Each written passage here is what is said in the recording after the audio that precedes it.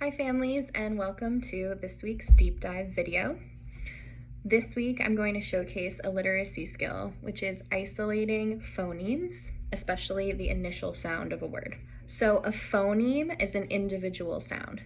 S is a phoneme. M is a phoneme. Each individual sound that we create when we're speaking is a phoneme. And being able to hear individual phonemes in the words that we say is an important phonological skill that students develop in early childhood so that they are able to read and write in later life. So phonological skills are the skills and the awareness of the sounds. Phono, that root of phonological, and the same root in phoneme means sound. So phoneme is the individual sound, and phonological awareness or phonological skills are the ability to hear and be aware of and identify those sounds. So in early childhood, some of the first phonological skills to develop are blending syllables, rhyming, and segmenting syllables.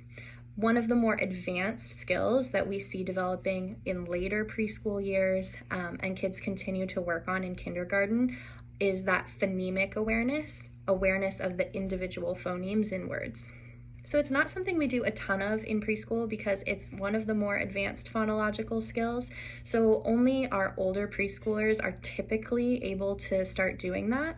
But it is something that I like to incorporate during our downtime to start priming kids' brains to hear those sounds.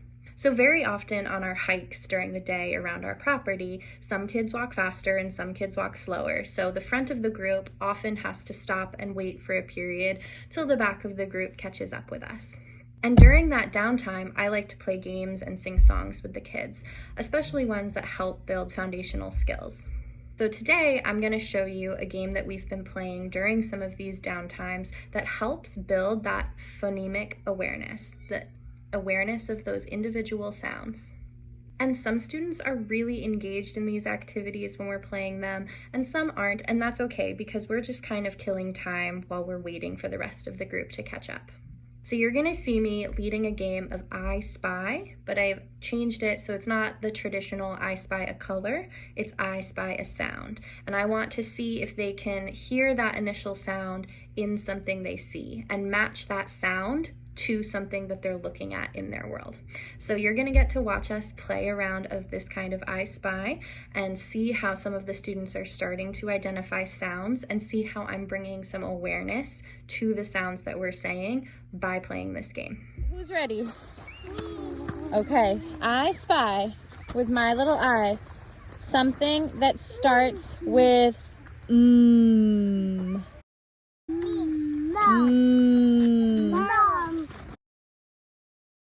It does say That's not the thing that I spy.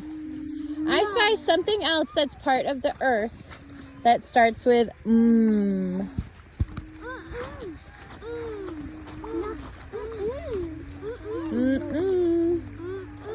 It's a thing on the earth that starts with Got it. Mud. Good job. Good job. What's next? All right, here's the next one. Listen carefully. I spy with my little eye something that starts with B.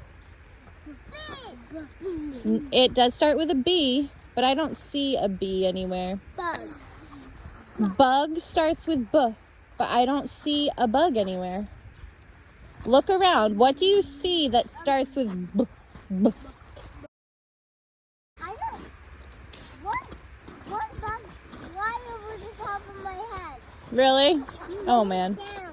What do you see? What do you see right now that starts with B? Down. Figured it out. Say it. Bush. Bush. Good job. So one of the things that I think is really important to do when playing these kinds of games with kids, whether you're playing I Spy with a color, a sound, a shape, anything that you're playing I Spy with, is to affirm when they've done something right. So some of the students guessed accurate things, right? Like one student on the round guessed mom. That's true. Mom starts with but that's not the thing that I spy. right? So if they are playing I Spy with colors and they guess something blue, I say, yes, you're right, that is blue, but that's not the blue thing that I spied. Can you find another blue thing? Right? So make sure you're affirming that so they know that they're understanding the game correctly and that they know what the sound or the shape or the color is. But this is a really easy game that you can play in the car with your kids, that you can play when you're out and about with your kids. It takes just a couple minutes at most, and it's something that can kill time when you're waiting around. Maybe you're standing in line at the grocery store, or you're waiting for the doctor's appointment to start. It's just a really simple game that can start bringing awareness to different parts of the world, whether you want to be working on colors with them, shapes, I spy a square in the room, or if you want, like in this example, to be working on sounds. These are all really good ways to engage with your child, build relationship, and build foundational knowledge and skills for their cognitive development. So I hope you learned a little something from this video and start implementing some of these games at home with your child. I'll see you next time. Bye.